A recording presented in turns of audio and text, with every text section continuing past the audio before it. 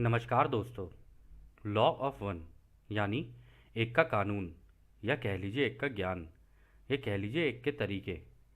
यह उसका 44वां सत्र है जो कि मार्च 28, 1981 को रिकॉर्ड किया गया था। दोहराया जाता है कि इस किताब द्वारा दी गई सभी सूचनाएं और जानकारियां आप जान भी सकते हैं, मान भी सकते हैं, नज़रअंदाज भी कर सकते हैं और नकार भी सकते हैं, क्योंकि यह आपकी स्वतंत्र इच्छा या फ्री विल है जो कि एक अनंत रचयिता द्वारा आपको दी गई है। एक बात और कही जाती है कि लॉ ऑफ वन पूरी तरह से सभी के लिए फ्री है।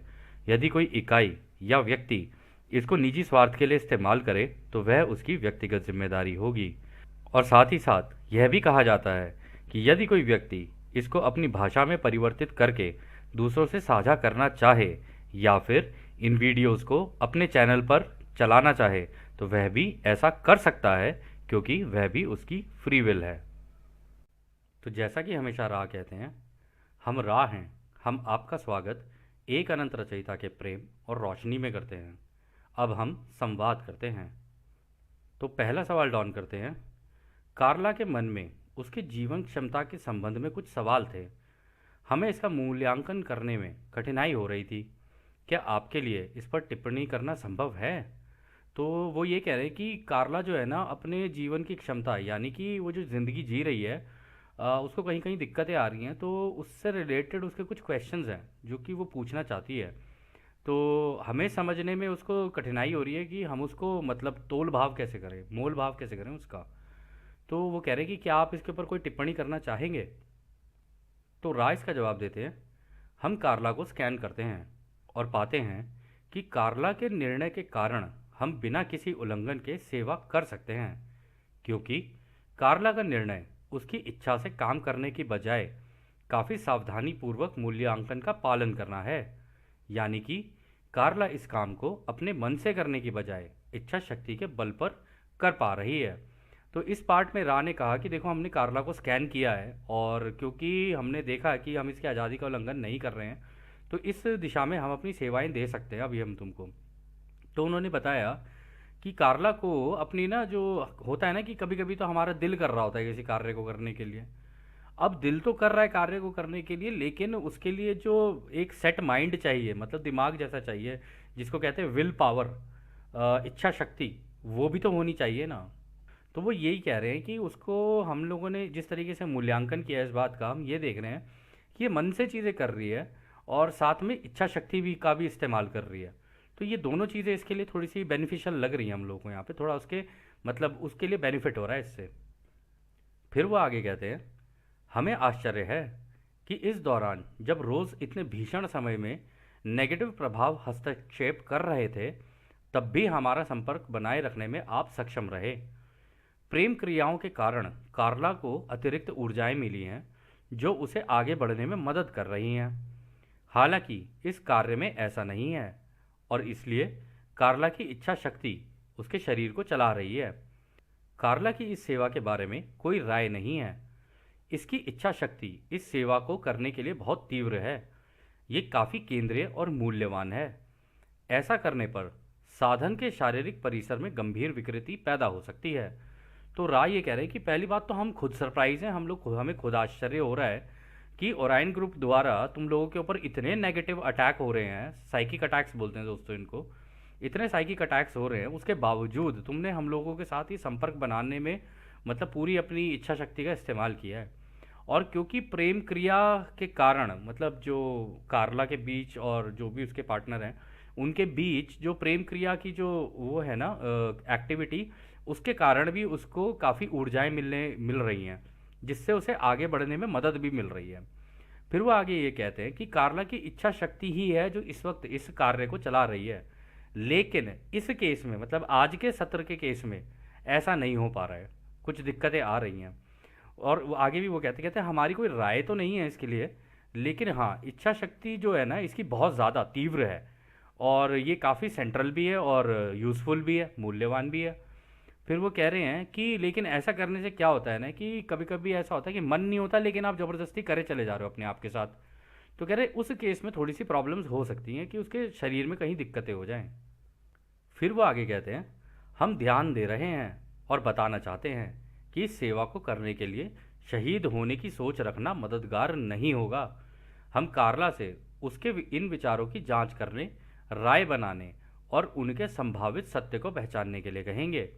और अगर फिर भी कार्ला इसे सच मानती है तो हम सुझाव देते हैं कि कार्ला ये फैसला करने का अधिकार अपने समूह को जारी कर दे, जिनका संतुलन कार्ला से कहीं अधिक संतुलित है। परिणाम की अपेक्षा या लगाव के बिना निर्णय लेना चाहिए। हम उम्मीद करते हैं कि कार्ला के द्वारा लंबे समय तक ये संपर्क जारी रखना कार्ला का समझदार यानी मैच्योर होकर अपने समूह की सहायता को स्वीकार करना और दूसरों की सेवा के लिए एक सक्षम वायबल यंत्र बने रहने पर निर्भर करता है। तो दोस्तों, इस पार्ट में उन्होंने पहले कहा कि देखो, कार्ला की इच्छा पता है किस तरीके की हो रही थी कि चाहे इस कार्य को करने के लिए मैं मर ही क्यों ना जाऊं, लेकिन मैं इसे करूंगी ज़रूर, क्योंकि ये इन्फॉर्मेशन धरती के लोगों के लिए बहुत ज़रूरी है। तो वो इसी दिशा में निकल गई।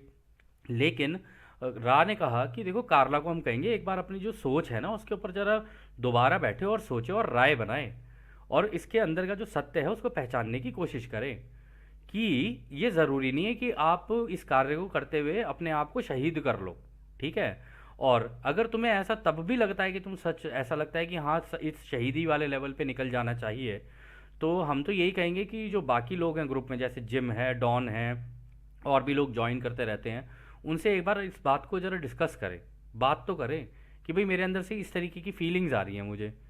तो आगे वो कहते हैं कि देखो, कोई भी चीज़ करने के लिए ना आप ये मतलब अपेक्षा एक तो ये करना कि भाई इसके लिए मुझे कुछ मिलेगा, और दूसरा किसी चीज़ से लगाव लगाए बिना तब निर्णय लेना चाहिए किसी भी व्यक्ति को, एक संतुलित व्यक्ति को। और वो उन्होंने ये भी कहा कि देखो, डॉन हो गए, जिम हो गए, ये लोग तुमसे ज़्यादा संतुलित है इस वक्त, क्योंकि तुम तो ठीक है ट्रांस की स्टेट में चली गई, तुम तो समाधि की स्टेट में चली जाती हो, तुम ये कर भी लेती हो, दिल की भी बहुत वो हो दूसरों के लिए, मतलब अपने आप को समर्पित करने वाली। लेकिन उनको देखो ना, उनके पास संतुलन है, वो इसमें उस हद तक नहीं जा रहे हैं कि अपनी अपनी मृत्यु को ही ले लें, है ना। तो ऐसा नहीं होना चाहिए। और फिर वो कहते हैं हम उम्मीद करते हैं कि कार्ला के द्वारा लंबे समय तक संपर्क जारी रखना कार्ला की समझदारी पर है। और आगे भी फिर वो ये कहते हैं कि समूह की सहायता को स्वीकार करना और दूसरों की सेवा करने के लिए सक्षम वायबल यंत्र बने रहने पर निर्भर करता है। ये तो वो कहते हैं कि कार्ला को ये सोचना चाहिए कि मैं एक यंत्र की तरह काम कर रही हूँ, तो मेरा काम है कि मैं डॉन और जिम को अपना सपोर्ट करूँ, ना कि मृत्यु के रास्ते पर निकल जाऊँ। तो ये भी तो एक तरीके से वो अपने दोस्तों की सेवा ही दे रही है ना अपने द्वारा। तो अगर वो इस तरीके से सोचेगी ना तो चीज़ें ज़्यादा बेहतर रहेंगी उसके लिए। और दोस्तों, ये जो जवाब है कितना संतुलित जवाब है कि यार मृत्यु पर थोड़ी ना निकलना है किसी के लिए। सेवा दे रहे हो, जितनी दे सकते हो उतनी करो ना, जरूर से ज़्यादा करने की ज़रूरत क्या है। और देखो कि तुम, ये भी ज़रूरी नहीं है कि तुम पूरी धरती के लोगों की सेवा के लिए निकल जाओ और अपने आप को मृत्यु दान दे दो अपना, उसका भी कोई फ़ायदा नहीं है। आप तो मर जाओगे लेकिन दूसरों को कोई फ़र्क नहीं पड़ने वाला उस चीज़ से। तो आप जितना कर सकते हो उतना ही करो, वही सही है। और जितने आप आसपास के लोगों का कर पाते हो ना, उसमें ही अपने आप को संतुष्टि रखनी चाहिए कि हाँ इतना हो गया। हालांकि दूसरों लोगों के मन में होता है कि मैं और ज़्यादा से ज़्यादा लोगों के लिए करूँ, परंतु अगर कहीं पर थोड़े से झटके लग रहे हैं, थोड़ा सा रुकना पड़ रहा है, तो रुक कर कोई बात नहीं, रिलैक्स होकर फिर दोबारा शुरू कर लो, इसमें कोई दिक्कत नहीं है।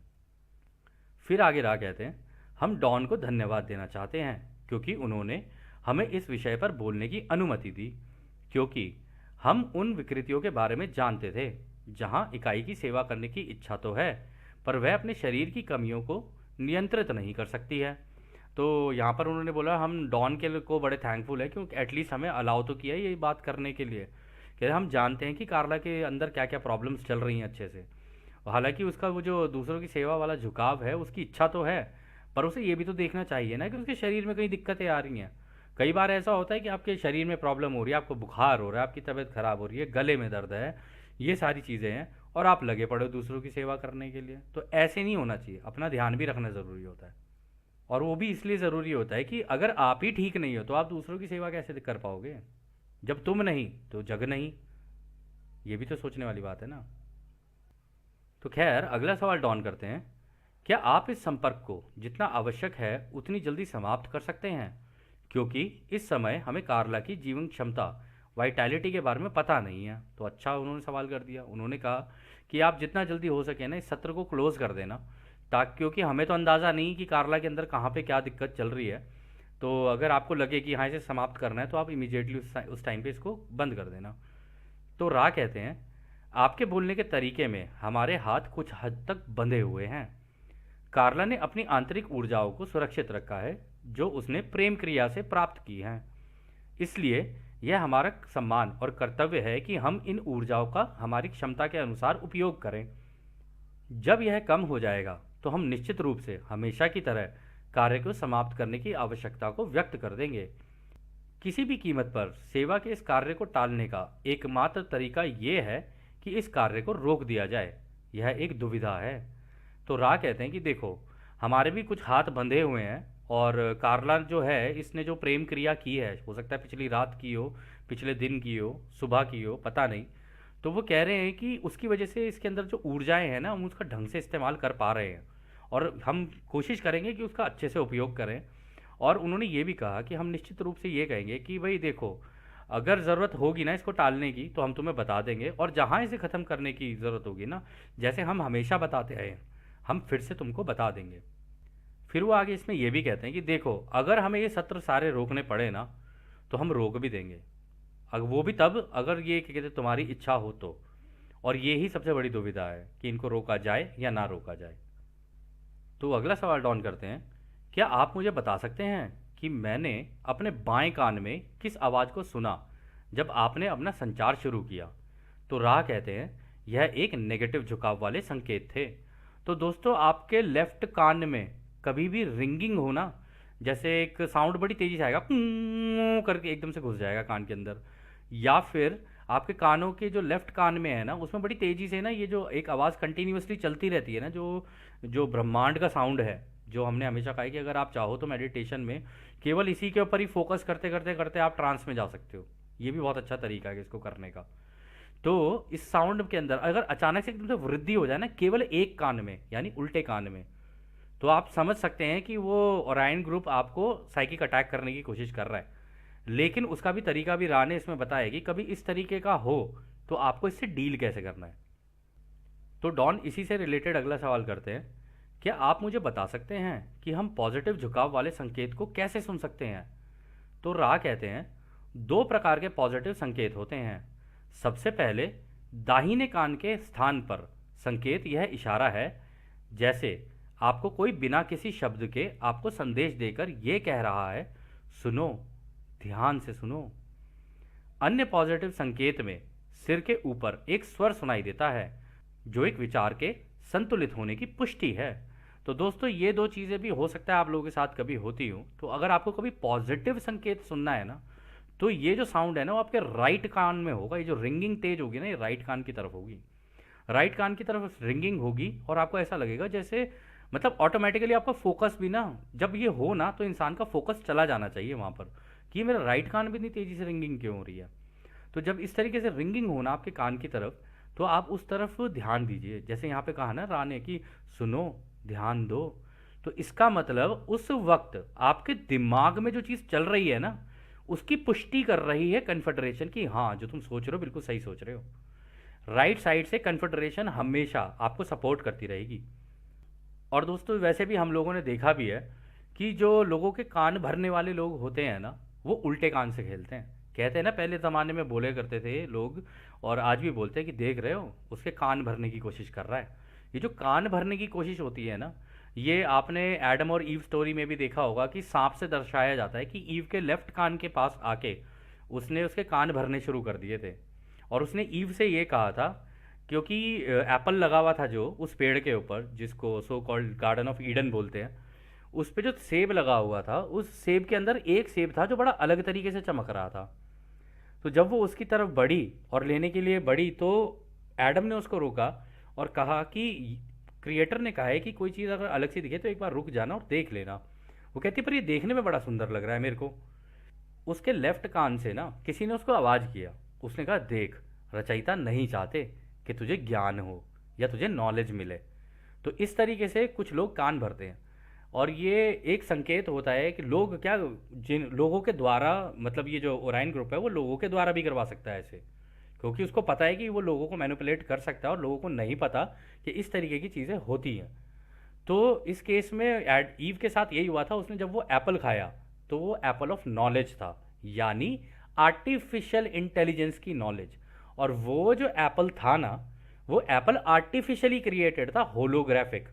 देखने में असली था, लेकिन वो आर्टिफिशियली क्रिएटेड था, जिसके अंदर ये सारी नॉलेज, जो उल्टी ज्ञान है, ये सारा का सारा उसके अंदर था। यानी टेक्नोलॉजी और ये सारी चीज़ों से रिलेटेड ज्ञान, जो जिसके बेसिस के ऊपर उसने ईव को हथियाने की कोशिश की थी, या कह लो हथिया भी लिया था, एक तरीके से उसके दिमाग पर कब्जा कर लिया था। देखो, जितनी भी ये स्टोरीज होती हैं सिंबॉलिक होती हैं, दिमाग पे कब्जा करने वाली बात होती है ये। आप रामायण का उदाहरण उठा के देख लो। जब सीता घेरे के अंदर थी, तो जब रावण आया था, तो रावण ने क्या माया के खेल करके नहीं दिखाए थे? कभी हाथ से सेब बना दे, कहीं कुछ कुछ इस तरीके से करके दिखा रहा था। तो सीता को भी लगा था, सीता ने भी कहा था कि अरे वाह, आप तो बड़े मायावी हैं। तो उसने किसी तरीके से बहला फुसला कर सीता को बाहर निकाल लिया। ठीक है। अब जो सीता को बाहर निकाला, उसके बाद सीता हरण किया उसने। तो ये सिंबॉलिकली ये दर्शाया गया कि अब उसके दिमाग के ऊपर इसने कब्जा करने की कोशिश की है। तो इन चीज़ों को ना इस तरीके से सिंबॉलिकली अगर देखा जाए तो ज़्यादा सही है, रादर देन ये कि भाई वो एक स्टोरी है, उस स्टोरी के थ्रू कोई ना कोई ज्ञान दिया जा रहा होता है हम लोगों को। और इसमें भी उन्होंने एक चीज़ और कही थी इसी जवाब में, कि भाई एक संकेत और होता है कि तुम्हारे सर के ऊपर ना एक स्वर सुनाई देगा तुमको। ये जो स्वर होता है ना, कुछ इस तरीके का होता है कि आपका जो सर है, एक तो पीछे से आपको टिंगलिंग की सेंसेशन होनी शुरू हो जाएगी, जैसे सर के पीछे से किसी ने बाल खड़े हो रहे हो, इस तरीके से लगेगा। और सर के ऊपर ना एक टिंग करके सा होगा, और सर ऊपर से झन्ना, जिसे कहते हैं ना झन्नाहट सी हो जानी, वैसा होना शुरू हो जाता है। तो वो भी एक तरीका होता है कन्फेडरेशन का ये बताने का कि हाँ, ये जो अभी थॉट तुमने सोचा ना, इसके अंदर बैलेंस था, ये तुम्हारे अंदर एक संतुलित सोच थी ये तुम्हारी। तो इससे, इसके द्वारा भी कन्फेडरेशन आपकी मदद करने की कोशिश करती है, आपको आपके संतुलन को बनाने के लिए या उसमें गाइड करने के लिए, ताकि आपके वॉयलेट चक्रा के थ्रू उसको आपको बैलेंस किया जा सके। क्योंकि वो तो, और देख लीजिए ना, ये सर के ऊपर उन्होंने इसलिए कहा क्योंकि ये वॉयलेट चक्रा यहाँ पर है ना। जब वॉयलेट चक्रा यानी क्राउन चक्रा अगर यहाँ पर है, इसके अंदर कुछ हुआ, तो उसके द्वारा ये आपको इन्फॉर्मेशन दे देते हैं कि ये हुआ है। खैर, अगला सवाल डाउन करते हैं। क्या कोई अन्य तरह के नेगेटिव संकेत हैं जो मुझे मिल रहे हैं? तो रा कहते हैं, यह सही है। आप विचार रूप, शब्द रूप और झलक, दृश्य यानी विजन प्राप्त करने में सक्षम हैं। हालांकि आप इसमें अंतर कर सकते हैं। तो रा ने कहा कि हाँ, इस तरीके से तुम्हें मिल रहे हैं। जरा एक बार की अपनी सोच को देखना और अपने शब्दों को देखना, और ये जो झलक और विजन जो तुम्हें आते हैं, क्योंकि डॉन जो है, डॉन विजनरी टाइप का था। विजनरी नहीं कहा जा सकता, इसमें कई लोगों को विजन्स आते हैं, ऐसा नहीं है। कई लोगों का जब ये कुंडलिनी और ये सारी चीज़ें होनी शुरू हो जाती हैं या इस डायरेक्शन में चलने शुरू हो जाते हैं, तो उनको कुछ विजन्स आने लग जाते हैं। बैठे बैठे कोई विजन आ जाएगा आँख के सामने, या सो रहे होंगे। स्पेशली तब होता है कि जब सो रहे हैं, तो सोते सोते जब आधी नींद में होते हैं ना, तब ये विजन्स आने शुरू होते हैं। लेकिन वो भूल जाता है व्यक्ति, क्योंकि वो एकदम से निद्रा अवस्था के अंदर, फिर नींद की अवस्था के अंदर घुस जाता है। तो उस बीच में विजन्स आते हैं। और हाँ, कभी कभी ऐसे भी हो सकता है कि बैठे बैठे कोई आ जाए। तो रा ने उनको कहा था कि आप इन इस तरीके के जब विजन आ रहे होते हैं ना, तो उनके अंदर अंतर देखा करो, क्या ये प्रेम भरे हैं, या मतलब डरावने हैं, या गुस्से भरे हैं, या किस तरीके के हैं।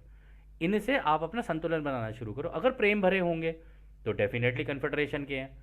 अगर कुछ भी ऊट पटांग ऊपर नीचे के हैं, तो इसका मतलब ये ओराइन ग्रुप के हैं। तो आप खुद ही अपने जजमेंट खुद ही करो। देखो दोस्तों, राह हमारे लिए जजमेंट नहीं कर सकते।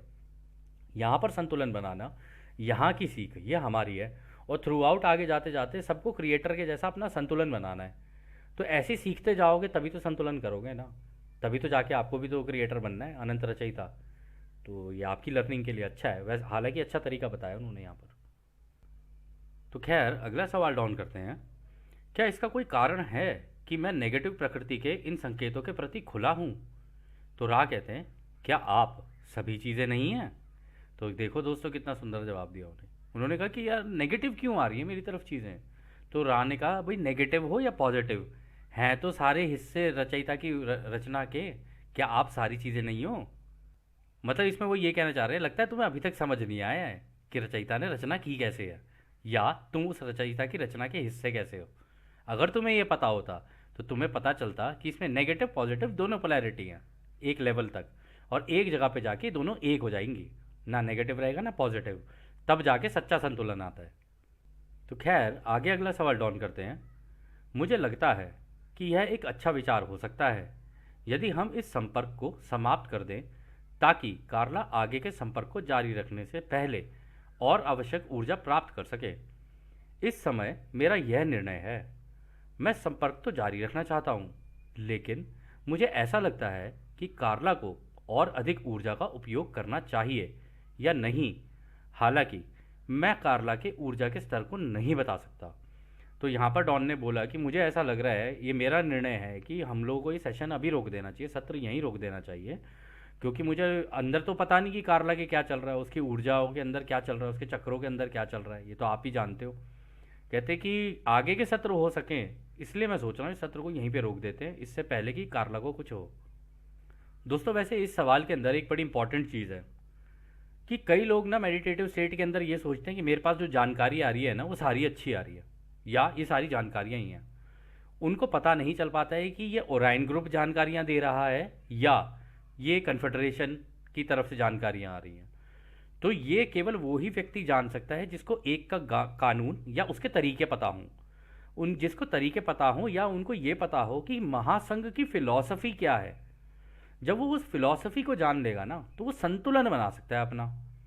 अगर उसने संतुलन बना लिया तो कभी भी इस तरीके की इन्फॉर्मेशन पे ध्यान ही नहीं देगा, उसको नकारात्मक समझ के उसको वही करता रहेगा, निगलेक्ट करता रहेगा। मुझे चाहिए ही नहीं ऐसी इन्फॉर्मेशन, मुझे चाहिए ही नहीं। हम तुम्हारा भी स्वागत अनंतर रचयिता के प्रेम और रोशनी में करते हैं, ऐसे ही उनको बुला लेगा और ऐसे ही कर देगा उनके साथ, क्योंकि वो तो डरते हैं रोशनी से, वो तो अंधेरे के राजकुमार हैं सारे के सारे। खैर, इसका जवाब रा देते हैं। हम उस सवाल का भी जवाब दे रहे हैं जो आपने नहीं पूछा है, हालांकि यह सबसे प्रमुख है, और इसलिए हम इस उल्लंघन के लिए आपसे माफ़ी मांगते हैं। कार्ला की वो सारी ऊर्जा समाप्त हो गई है जो उसने केवल इसी सेवा के उद्देश्य के लिए समर्पित की थी। आप जैसा चाहें वैसा कर सकते हैं, लेकिन यह संपर्क के लिए कार्ला ने जो तैयारी की थी उसकी प्रकृति ही एकमात्र कारण है कि हमें इसका इस्तेमाल करना चाहिए। तो दोस्तों, यहाँ पर उन्होंने कहा कि पहली बात तो हम आपसे माफ़ी मांगते हैं कि हम आपकी आज़ादी का उल्लंघन कर रहे हैं, और जो जानकारी आपने मांगी भी नहीं है हम उससे भी ज़रूरत से ज़्यादा जानकारी आपको दे रहे हैं।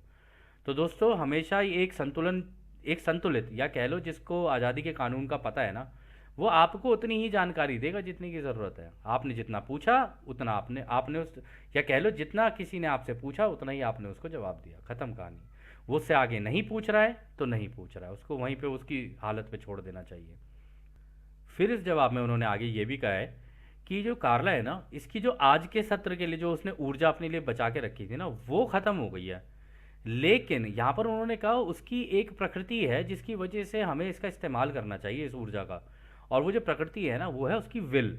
मतलब चाहे ऊर्जा उसकी नीचे जा रही है लेकिन उसके अंदर की जो विल है, जो इच्छा शक्ति है ना, उसके कारण यह हल्की सी बैलेंस हुई पड़ी है और उठी हुई है, मतलब ऊर्जा ऊपर है। तो उसका चाहे तो इस्तेमाल किया जा सकता है इसी सत्र के लिए। तो डॉन अगला सवाल करते हैं। मुझे यकीन नहीं है कि मैं आपको पूरी तरह से समझ पाया हूँ। क्या आप इसे थोड़ा अलग तरीके से कह सकते हैं? क्या पूरी तरह से समझा सकते हैं? तो रा कहते हैं, इस कार्य में आप में से प्रत्येक ने सचेत रूप से अपने आप को समर्पित किया है, जिसे दूसरों की सेवा के लिए अब अनुभव किया जा रहा है। कार्ला ने चैनलिंग के साथ लंबे अनुभव के माध्यम से इस समर्पण को शुद्ध किया है, जिसे आप महासंघ की फिलॉसफी कहते हैं। इस प्रकार जब हमने पहली बार कार्ला से संपर्क किया तो इसने न केवल दूसरों की सेवा के लिए बल्कि इस तरह के संपर्क द्वारा सेवा के लिए अपने अस्तित्व की पेशकश की थी। तो यहाँ पर देखो दोस्तों, रा ने बड़ी अच्छी बात कही। देखो, रा ने उनको कहा कि देखो, एक तो आप लोग सारे जितने भी हो ना दूसरों की सेवा के लिए समर्पित हो, और इस अनुभव को इस वक्त आप ले रहे हो दूसरों की सेवा के माध्यम से, ठीक है। और उन्होंने ये भी कहा कि ये जो कार्ला है ना, ये जो है ना, इसने जो समर्पण किया है इस महासंघ की फिलॉसफी को, यानी रचयिता की फिलॉसफी को आप लोगों को बताने के लिए, मतलब जो लोग इस कार्य को सुन रहे हैं, लॉ ऑफ वन को सुन रहे हैं, कह रहे उसके लिए जो इसने ये कार्य किया ना उसकी वजह से उसका शुद्धिकरण भी हुआ है, क्योंकि वो अब अंदर से कह लो दिमागी रूप से शुद्ध होती चली जा रही है और आत्मा के लेवल पे भी शुद्ध होती चली जा रही है। शारीरिक शुद्धिकरण नहीं कहा जा सकता है इसको, इसको आत्मा का और मन का, इसका शुद्धिकरण कहा जा सकता है इसको। और इसमें भी वो आगे कहते हैं कि इसी प्रकार जब हमने पहली बार कार्ला से संपर्क किया था ना, तो इसकी इच्छा ही ये थी कि दूसरों की सेवा के लिए काम करे वो, और इसी वजह से वो कर भी पाई है। और इसमें भी वो बोलते हैं कि तब जाके इसने अपने अस्तित्व की यानी अपनी अपनी पेशकश की थी कि हाँ, मैं इस कार्य को करना चाहती हूँ।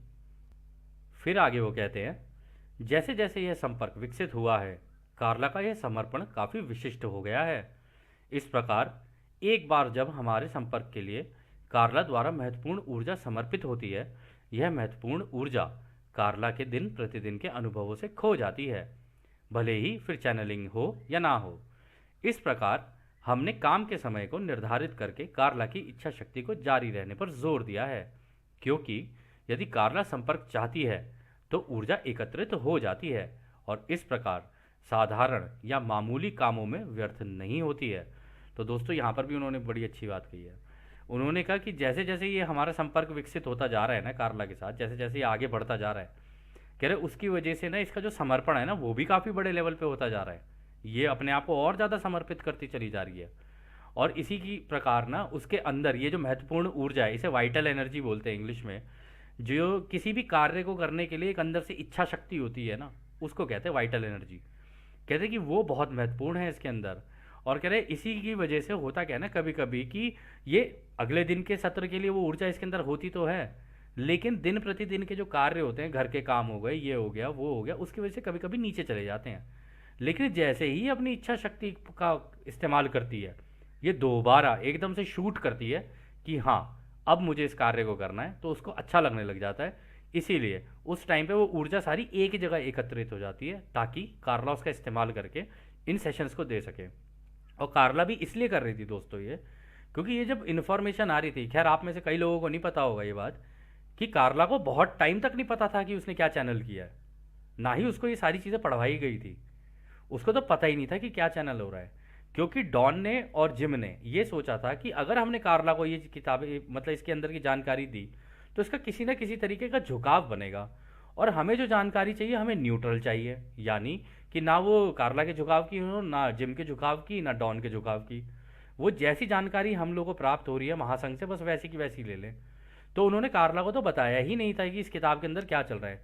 कार्ला ने तो इस किताब का सारा कुछ, जब बिल्कुल किताब खत्म के अंत पे पहुंच गई ना, तब जाके कार्ला को बताया गया कि हाँ, ये चैनलिंग में ये चीज़ें हैं। और कार्ला भी हैरान थी कि ये मैंने कैसे ये सारी चैनलिंग की, क्योंकि कार्ला को इसके अंदर जितनी जानकारियाँ थी वो कार्ला को कुछ नहीं पता था कि ये जितनी भी जानकारी इनके बारे में, कार्ला को कोई अंदाज़ा नहीं था, कोई आइडिया नहीं था कि ये इन्फॉर्मेशन उसके दिमाग में है भी या नहीं भी। और ना ही उसने पहले कभी इन चीज़ों को एक्सपीरियंस किया हुआ था या अनुभव किया हुआ था। खैर दोस्तों, अगला सवाल डाउन करते हैं।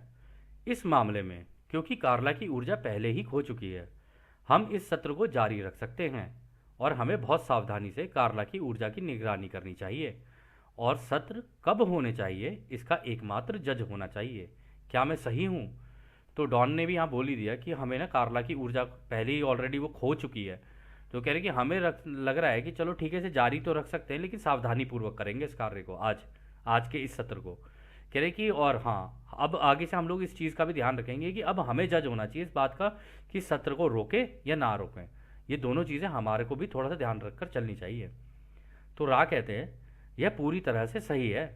कार्ला के संपर्क को जारी रखने के पक्के इरादे ने पहले से ही कम ऊर्जा अवधि को बढ़ा दिया है।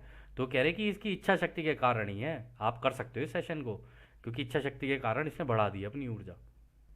तो डॉन कहते हैं, हमारे लिए यह बहुत बड़ा खुलासा करने वाली बात है कि इच्छा शक्ति का ऐसे इस्तेमाल हो सकता है। तो फिर वो आगे कहते हैं, हम में से प्रत्येक व्यक्ति को संकेत मिलते हैं और सपने दिखते हैं। मैं कम से कम एक बार जागने पर ऐसे संपर्क को सुनता हूँ जो सामान्य रूप से सुनाई नहीं देता है। क्या आप कोई ऐसा तरीका बता सकते हैं जिससे हम किसी नेगेटिव स्रोत के प्रभाव को ख़त्म कर सकते हैं? तो उस टाइम पर भी दोस्तों देखो, जो डॉन है ना, उसको सपने आ रहे थे और संकेत भी मिल रहे थे उसके सपनों में। और आपको याद होगा, रा ने कहा है कि हमारा महासंघ जब भी किसी का झुकाव एक की इस झुकाव की तरफ होने लग जाता है ना, एक के कानून की तरफ या इस किताब की तरफ होने लग जाता है, तो उनको सपने भी अजीब अजीब से आने लग जाते हैं।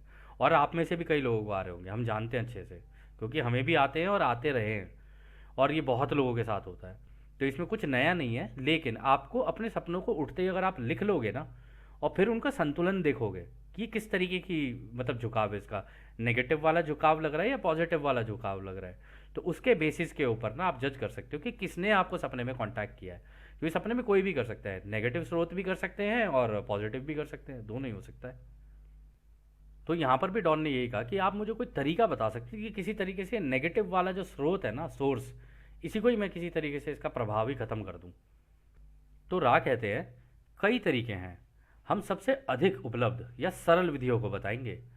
सबसे उपलब्ध साधन ये है कि इस कार्य को करते समय यदि आपका संपर्क किसी अन्य इकाई जो कि नेगेटिव झुकाव का हो, तो प्रेम के ध्यान की अवस्था में जाकर खुद के लिए और उस भेजने वाले के लिए अनंत रचयिता के प्रेम और रोशनी को भेजा जाना चाहिए। यह सबसे आसान तरीका है जिससे इस तरह की घटनाओं का प्रभाव खत्म किया जा सकता है, और कहीं बेहतर है कि इस तरह के अनुभवों को भरोसे के साथ साझा करना और भेजने वाले के लिए करुणा और खुद के लिए कवच के साथ दिलों और आत्माओं को प्रेम और प्रकाश में शामिल करना। तो दोस्तों यहाँ पर बहुत इंपॉर्टेंट दो तरीके बताए हैं रा ने, जो कि हम भी इस्तेमाल करते हैं। ऐसा नहीं है कि हम आपको इस किताब के द्वारा ही, क्योंकि हमारे ऊपर भी पड़ते हैं साइकिक अटैक्स, ऐसा नहीं है हमारे ऊपर नहीं पड़ते। लेफ्ट कान से पता चल जाता है हम लोगों को, लेफ्ट कान से चूं करके एकदम से घुसती है एक आवाज़ और कान को ना भेदते हुए जाने की कोशिश करती है। यानी कि हमारे दिमाग में उस टाइम पे जैसे कोई थॉट चल रहा होता है ना, वो एकदम से घुसने की कोशिश करती है कान में लेफ्ट साइड से। तो हमें ये भी पता चल जाता है कि ये जो सोच इस वक्त मेरे दिमाग में चल रही है नेगेटिव सोच है ये, क्योंकि लेफ्ट कान से कन्फर्मेशन हो रही है उस चीज़ की। ठीक है ना। तो उस केस में क्या करना होता है ना, उस केस में फटाफट आंखें बंद करके थोड़ी देर के लिए एक हल्की सी ध्यान अवस्था में जाकर खुद के ऊपर रचयिता के प्रेम को गिरते हुए, उसकी रोशनी को गिरते हुए देखना चाहिए, और दूसरा जो भेज रहा है ना उसके ऊपर भी इस प्रेम का और रोशनी का छिड़काव कर देना चाहिए उसके ऊपर। तो इसको ये बोलते हैं कि जब भी कभी ऐसा हो तो आपको मन ही मन ये बोल देना चाहिए उस नेगेटिव एंटिटी के लिए भी कि मैं अपने आप को और ये जो एंटिटी है, इन दोनों को अपने एक अनंत रचयिता के प्रेम और रोशनी से शुद्ध करता हूँ और उन्हें अनंत रचयिता के प्रेम और रोशनी में भेजता हूँ। जैसे ही आप करोगे ना, वो घबराकर पीछे हट जाती हैं। वो इसलिए क्योंकि रोशनी में उनके अस्तित्व खत्म होने की बात हो जाती है, तो पीछे हटना ही मतलब प्रिफर करते हैं। और इसमें एक और तरीका है उन्होंने जो बताया है, उन्होंने कहा है कि जिसने भेजा है ना इस तरीके के अनुभवों को आपको, तो हो सके तो जो आपके लव वन या फिर आपके इस तरीके के मेडिटेटर फ्रेंड्स हैं, उनसे आप इन सपनों को साझा कर लो, आपस में एक दूसरे को बताओ, ताकि दूसरा व्यक्ति भी जज करके बता सके ये मुझे नेगेटिव या पॉजिटिव लग रहा है। तो उसमें भी आपको एक मदद मिल जाएगी। तो आपको जो भी मदद मिले ना, उसके हिसाब से उस एंटिटी को वो प्रेम और रोशनी भेजना है, और अपने दिल पर अनंत रचयिता की प्रेम और रोशनी का कवच लगा लेना है अपनी ध्यान अवस्था के अंदर जाके, ताकि इस तरीके की नेगेटिव एंटिटीज आपके ऊपर अटैक ना करें। तो खैर अगला सवाल डॉन करते हैं, क्या आप मुझे कार्ला के आज सुबह के सपने का स्रोत बता सकते हैं जो उसने जागते ही मुझे बताया था।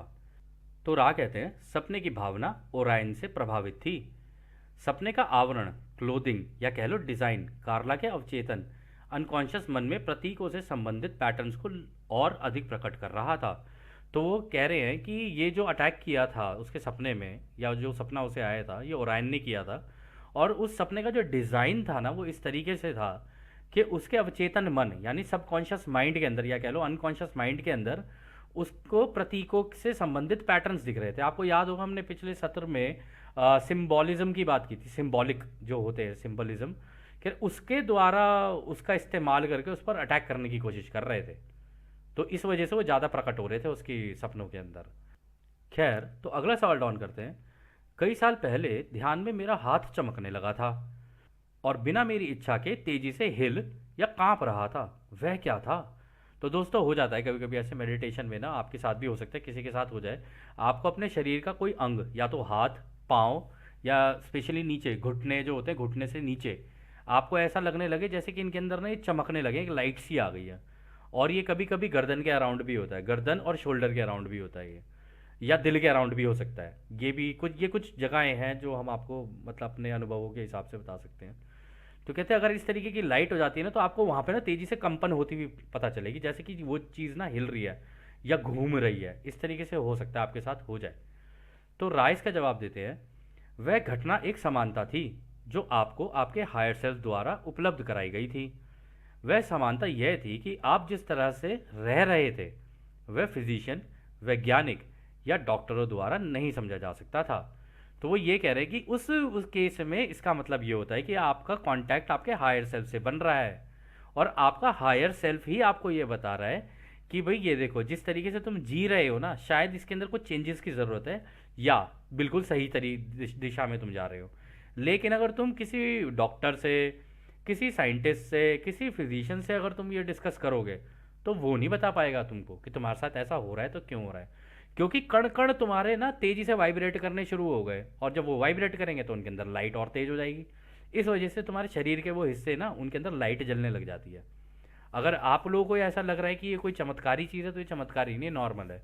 हमने हमेशा कहा है कि अगर आपको कोई भी चीज़ चमत्कारी लगे ना, उसको कभी भी सुपर नेचुरल ना समझे, उसको सुपर नॉर्मल समझे, क्योंकि ये आप सबके अंदर ही है, और किसी की भी कभी भी एक्टिवेट हो सकती है। फिर अगला सवाल डाउन करते हैं। इस सत्र में मैं किसी तरह के अभ्यास को प्राप्त करने की कोशिश कर रहा हूँ, ताकि हम कार्ला में अच्छे से नई ऊर्जा को भरने में सक्षम हो सकें, क्योंकि हमारे संपर्कों को बनाए रखने के लिए, ऐसा करने के लिए हम जो कुछ भी कर सकते हैं वह करना आवश्यक होगा। क्या आप हमें बता सकते हैं कि हम सबसे अच्छा प्रयास क्या कर सकते हैं, ताकि कार्ला की जीवन शक्ति को बढ़ाया जा सके और संपर्क को भी बनाए रखा जा सके। तो उन्होंने पूछ लिया कि आप हमें कोई तरीके बता सकते हैं जिससे कि हम इस संपर्क को बना के रख सकें और कार्ला की ऊर्जा को भी बरकरार रख सकें। तो रा कहते हैं, आपका अनुभव आपके अनंत बुद्धिमानिता से संपर्क के कारण चल रहा है, इसलिए कार्ला की महत्वपूर्ण ऊर्जा पर इसका सीधा असर नहीं होता है, वह इसको सह सकती है। तो उन्होंने बोला क्योंकि डॉन जो है उसका अनुभव जो है, या कह लो कार्ला जो है उसका अनुभव जो है ना, वो अनंत बुद्धिमानिता यानी रचयिता की सोच से जाकर मिल चुकी है इस वक्त। और जो राबी है वो कर रहे हैं ना, चैनलिंग कर रहे हैं, वो भी क्रिएटर के दिमाग से ही निकाल के दे रहे हैं सारी चीज़ें, सारे जवाब। तो वो कह रहे कि वो बन चुका है, अब हम तो चैनल हैं बीच में बस। तो वो कह रहे कि इसका जो ऊर्जा के ऊपर ना इसका सीधा असर नहीं होता है, इसलिए वो इसको सह सकती है। फिर वो आगे कहते हैं, हमने उन चीज़ों के बारे में पहले बात की है जो कार्ला की महत्वपूर्ण ऊर्जा में सहायता करती हैं। हर चीज़ में सुंदरता देखना, भजन गाना, ध्यान और पूजा करना, प्रेम को भी सभी के साथ खुलकर बांटना, प्रेम क्रिया भी खुलकर करना, ये चीज़ें बिल्कुल सीधे उसकी जीवन क्षमता पर कार्य करती हैं। कार्ला का झुकाव विभिन्न प्रकार के अनुभवों की प्रशंसा करना है। वह हर तरह का अनुभव लेना चाहती है। वह सबसे सीधा और छोटा रास्ता है जो जीवन में इस क्षमता को बढ़ाने में मददगार है। तो दोस्तों, उन्होंने काफ़ी अच्छे अच्छे तरीके बताए। उन्होंने कहा देखो, एक तो हर चीज़ के अंदर ब्यूटी देखना, रचयिता की ब्यूटी देखना, चाहे पेड़ पौधे, दीवार, झरना, कुछ भी हो, उसके अंदर रचयिता को देखना कि वाह क्या सुंदर बनाया है। भजन गाना, आप भजन गा सकते हो। आप ध्यान ध्यान तो मैंडेटरी है ही, मतलब हाँ, मेडिटेशन करना। आप पूजा करना चाहते हो, आप पूजा कर सकते हो। और जो आपका प्रेम है ना अंदर से, उसे खुलकर दूसरों से बांटना, ठीक है। और जो आप प्रेम क्रिया की जो ये एक्टिविटी करते हो, इसको भी खुलकर करना है। ऐसा ना हो कि इसके अंदर भी आप कर तो रहे हो लेकिन आप कह रहे हो नहीं नहीं पता नहीं सामने वाला क्या सोचेगा, नहीं नहीं पता नहीं, अब मैं हम कर तो रहे हैं लेकिन ये पता नहीं सामने वाला मेरा पार्टनर क्या सोच ले। उसको भी खुलकर करना चाहिए। दोनों के ही दिमाग खुले होने, इस केस में दोनों के ही दिमाग खुले होने चाहिए इस एक्टिविटी को करते हुए। तो आगे वो कहते हैं कि इन सभी चीज़ों का ना इसके ऊपर इम्पैक्ट पड़ता है। और जो कार्ला है ना, इसका बिहेवियर कुछ ऐसा है कि वो इन अनुभवों की प्रशंसा करती है। जितने भी उसकी ज़िंदगी में अनुभव होते हैं ना, उनको खुलकर जीती है और खुलकर प्रशंसा भी करती है उसको। और उसकी आदत है कि नए नए अनुभव लेना, कि मतलब आपने देखे होंगे ना कई लोग, वो एक चीज़ से जल्दी बोर हो रहे हैं, फिर नए अनुभव, फिर वो नए अनुभव, फिर वो नए अनुभव। तो कार्ला का भी कुछ ऐसे ही था। हालांकि वो मेडिटेट करती थी, उसको पता थी सारी चीज़ें, लेकिन उसे नए नए तरीके के अनुभव लेने अच्छे लगते थे, जिसकी वजह से उसको ये मदद मिल रही थी। और जितने नए अनुभव आते रहेंगे ना आपकी ज़िंदगी में, आप अपनी ज़िंदगी के अंदर ना एक ऊर्जा बनी हुई देखोगे, हमेशा देखोगे। जितने आप रेपिटेटिव काम रोज़ करते रहोगे ना, आपको लगेगा कि मेरी ऊर्जा नीचे जा रही है, और आप बोर भी होना शुरू होगे। इसलिए कहते हैं कि टाइम टाइम पर थोड़ा सा वेकेशन, कहीं इधर ट्रैवल करना, उधर ट्रैवल करना, इससे मिल लेना, दोस्तों से मिल लेना, किसी से मिल लेना, पार्टी करनी, चलो ठीक है पार्टी कर ली, ये कर लिया वो कर लिया। सारी चीज़ें ज़िंदगी की हिस्सा हैं, और सारी चीज़ें ज़िंदगी के अनुभवों का हिस्सा है। और जब भी आप दोस्तों से मिलोगे, ये सारी चीज़ें करोगे, तो आपकी ऊर्जा ऊपर जाएगी। जब ऊर्जा ऊपर जाएगी तो आप और बेटर और बेहतर महसूस करोगे। या फिर आप बाहर भी अगर घूमने कहीं जाते हो, तो आप बहुत अच्छा महसूस करोगे, उससे ऊर्जा बरकरार रहेगी। फिर अगला सवाल डॉन करते हैं। मैं जादुई प्रथाओं के आगे बढ़ने की प्रक्रिया वाला चित्र, the diagram of advancement of magical practices देख रहा हूँ, जो कि मालकुट से शुरू होकर केथर पर समाप्त होती है। मैं सोच रहा था कि क्या ये रंग या घनत्वता से मेल खाते हैं, जिसमें मालकुट एक के रूप में, यशोद दो के रूप में, होद और नेटजक तीन हैं, टिरपेथ चार, और आगे भी इसी तरह। क्या यह सही है? तो दोस्तों यहाँ पर जो डॉन ने सवाल किया ना, वो जो सवाल किया उस केस में हम आपको एक चित्र के द्वारा इसको समझाने की कोशिश करते हैं, जो कि आपको इस किताब के अंदर जो पिछली बार बात हुई थी ना, गोल्डन डॉन वाली जो किताब थी उसके बारे में। और आप में से कई लोगों ने एक सवाल भी किया था कि ये जो गोल्डन डॉन वाली किताब है इसके काफ़ी वर्जन आप लोगों को मिल रहे हैं, इसका एक्चुअल वाला कौन सा है? तो इसकी जो एक्चुअल किताब है ना दोस्तों, वो ये है। वो इस तरीके की पेपर बुक है, अगर आप लोगों को दिख रही हो। ये लिखी थी इज़राइल रेगार्डी ने, और इसका 7th एडिशन, और हो सकता है शायद कोई लेटेस्ट भी आ गया हो, जो रिवाइज हुआ है वो करेक्ट किया है जॉन माइकल ग्रियर ने। ठीक है, तो आप चाहें तो इस किताब को पढ़ना चाहें तो आप पढ़ सकते हैं। परंतु ये कैबलिस्टिक एक हर्मेटिक सिस्टम है। जैसे हमारे यहाँ पर भी अध्यात्म के अलग अलग तरीके हैं, इवन अगर आप देखोगे मेडिटेशन के भी अलग अलग तरीके हैं। तो ये हर्मेटिसिज्म, ये भी अपने आप में एक तरीका है। ये उनके रिचुअल्स और उनके राइट्स है। हर्मेटिक ऑर्डर लिखा हुआ है ना यहाँ पे, ये उसके तरीके हैं। तो यदि आप पढ़ना चाहें तो आप पढ़ सकते हैं। तो यहाँ पर जो डॉन ने सवाल किया था, डॉन ने सवाल किया था कि क्या इन ये जो इस किताब के अंदर भी दिए गए हैं, और क्योंकि डॉन ने किताब पढ़ रखी थी, तो वो कहते क्या इनका भी चक्रों से या उनके रंगों से कुछ लेना देना है? कि ये जो नीचे से शुरू होता है, ये मालकुट होगा पहला, यशोद होगा दूसरा, ये हौद और नेत्जा ये होंगे तीसरा, फिर ये तिफरत होगा चौथा, फिर ये गेउरा और हेसेद ये होंगे पांचवा, दात होगा छठा, बिना और चोकमा ये होगा सातवां, और जो केतर है वो होगा आठवां। कि नीचे से ऐसे चल के क्या इस तक जाते हैं? तो राय इसका जवाब देते हैं, यह बुनियादी तौर पर गलत है। हालांकि आपकी सोच सही रास्ते पर है। इन स्टेशनों में से प्रत्येक में ऊर्जा केंद्रों की एक जटिल संख्या और छायांकन शेडिंग के साथ ही इसके कुछ हिस्से अलग अलग संतुलन करते हैं। नीचे का, मध्य का, ऊपर का और कुल संतुलन। इस प्रकार प्रत्येक स्थिरता में जटिल कॉम्प्लेक्स रंग या किरणें और जटिल मूल्य चार्जेस हैं। तो उन्होंने कहा देखो, तुम बुनियादी तौर पर अगर इसको देखोगे जिस तरीके से हमने तुम्हें बताया है तो उससे तो मैच नहीं करेगा ये। लेकिन हाँ, ये भी ऊर्जा केंद्रों से ही रिलेटेड है, और उसका थोड़ा सी शेडिंग, यानी मतलब उससे उसका थोड़ा सा जो है उसकी छाया है इसके अंदर। आप ये नहीं कह सकते कि एग्जैक्टली यही है, कह रहे। लेकिन उसमें तुम चाहो तो इसके अंदर अलग अलग संतुलन के भी तरीके दिए हुए हैं इस किताब के अंदर भी। तो वो कह रहे नीचे से चलेगा, फिर बीच में आएगा, फिर ऊपर जाएगा, फिर कुल संतुलन। यानी यहाँ से वो ये कह रहे हैं कि हाँ, मालकुट से चलेगा, फिर यहाँ का बीच का ऑर्डर होगा एक, फिर मिडल ऑर्डर होगा यहाँ पर ऊपर का एक, फिर एंड में जाके केथर जाके एकदम जो है टोटल हो जाएगा, जैसे कि क्राउन चक्रा होता है। तो वो कहते हैं कि यहाँ पर अगर तुम देखोगे तो अलग अलग रंग हैं इसके अंदर भी, कॉम्प्लेक्स हैं, शेड्स बने हुए हैं। हाँ, तुम ये नहीं कह सकते कि एक ही रंग को ढंग से बताया गया है। एक रंग के अंदर भी अगर और रंग मिला दोगे तो उससे क्या हो सकता है, ये क्या हो सकता है, ये सारी चीज़ें इसके अंदर हैं अगर तुम जानना चाहो तो। और इसके अंदर अलग अलग चार्जेस भी हैं, नेगेटिव और पॉजिटिव। इसीलिए इसके अंदर तुम देखोगे तो डिवीजन है। यहाँ पे हॉड, नेत्जा, गेवुरा, हेसेद, बीना, चोकमा। तो यहाँ पर वो कह रहे हैं पॉजिटिव भी है नेगेटिव भी है, पॉजिटिव भी है नेगेटिव भी है, पॉजिटिव भी है नेगेटिव भी है। तो दोनों चीज़ें चल रही हैं इसके अंदर। फिर अगला सवाल डॉन करते हैं, क्या ये ठीक है इसके बाएं हाथ का मार्ग खुद की सेवा के मार्ग को दर्शाता है और दाएं हाथ का मार्ग दूसरों की सेवा को दर्शाता है? तो यहाँ पर जो डॉन ने सवाल किया, उन्होंने कहा ये जो हॉड, गेवुरा, बिना, ये जो हैं ये क्या मतलब ये दर्शाते हैं कि दूसरों की सेवा का रास्ता, और ये नेत्जा, हैसेद, चोकमा, क्या ये दर्शाते हैं कि क्या कहते हैं ये खुद की सेवा का रास्ता है? तो राइस का जवाब देते हैं, यह इस कार्य की अंतिम पूर्ण सवाल होगा। यह गलत है। ये स्थिर रिश्ते हैं। प्रत्येक पथ में इन रिश्तों की पेशकश की गई है। इन शक्तिशाली विचारों के साथ काम करने में अभ्यासी यानी प्रैक्टिशनर का उद्देश्य कार्य के झुकाव को तय करता है। ये तो बस एक टूल्स या तरीके हैं। तो रा कहते हैं नहीं नहीं, ऐसा नहीं है कि लेफ्ट में से तुम ये कह रहे हो कि लेफ्ट में से इधर निकल जाओगे तो ये दूसरों की सेवा का रास्ता है, इधर से निकलोगे तो खुद की सेवा का रास्ता है। वो कह रहे ऐसा नहीं है, कह रहे इनके बीच में भी आपस में जो रिलेशंस होते हैं ना, उनकी पेशकश की गई है। और ये जितने भी इसके अंदर जो आइडियाज़ दिए गए हैं ना, वो बड़े शक्तिशाली हैं। तो जो भी व्यक्ति इसको करता है ना, इसका इस्तेमाल, वो अपने उद्देश्य के लिए इसको किसी भी तरीके से कर सकता है। वो चाहे तो जिस दिशा में चाहे वहाँ अपना झुकाव बना ले।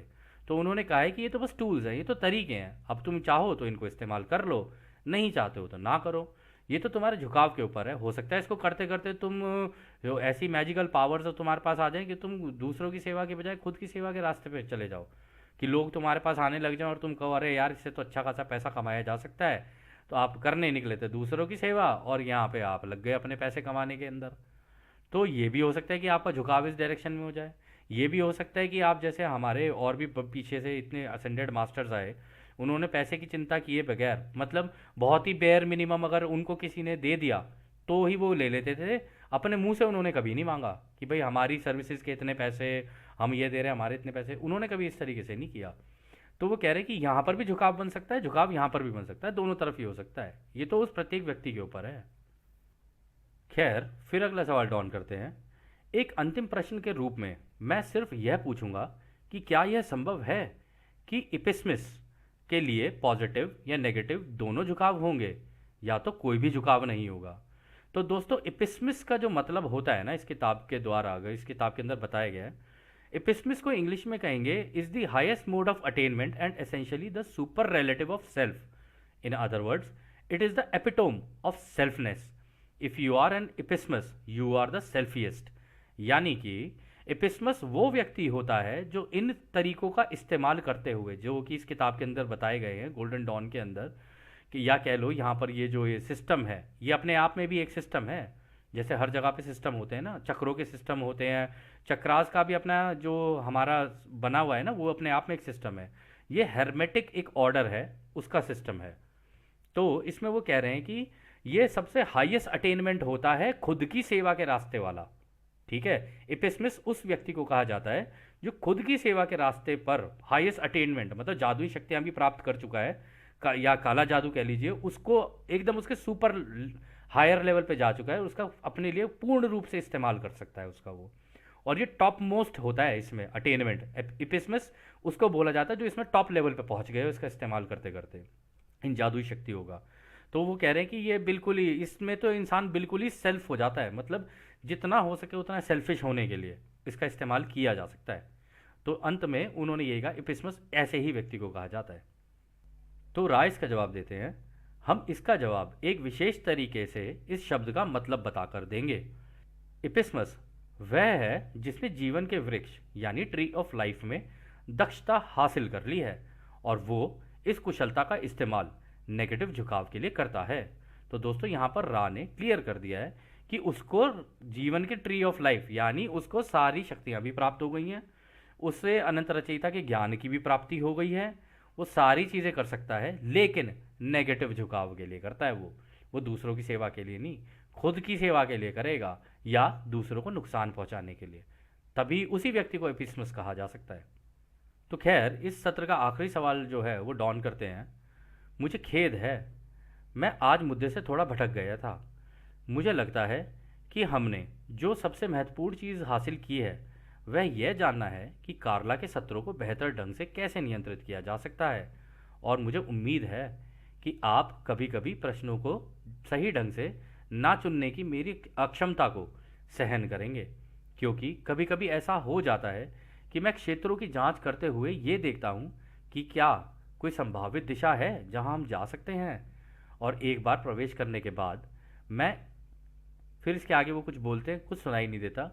फिर वो कहते हैं, इसके अलावा सिर्फ यह जानना चाहता हूँ कि क्या इस सत्र में ऐसा कुछ है जो हम साधन यानी कार्ला को अधिक आरामदायक बनाने या संपर्क को बेहतर बनाने के लिए कर सकते हैं।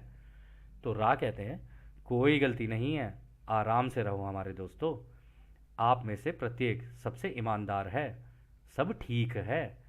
हम आपको एक अनंत रचयिता के प्रेम और रोशनी में छोड़ रहे हैं, इसलिए एक अनंत रचयिता की शक्ति और शांति में आनंदित होते हुए आगे बढ़ें। हम राह हैं आड़ने। तो दोस्तों, यह सत्र भी अब यहीं समाप्त होता है, और जैसे कि रा ने अभी कहा, अब हम भी आपको उस एक अनंत रचयिता के प्रेम, उसकी रोशनी उसकी शक्ति और उसकी शांति में छोड़कर चलते हैं। आद ने हमारे दोस्तों, आद ने वासु। धन्यवाद।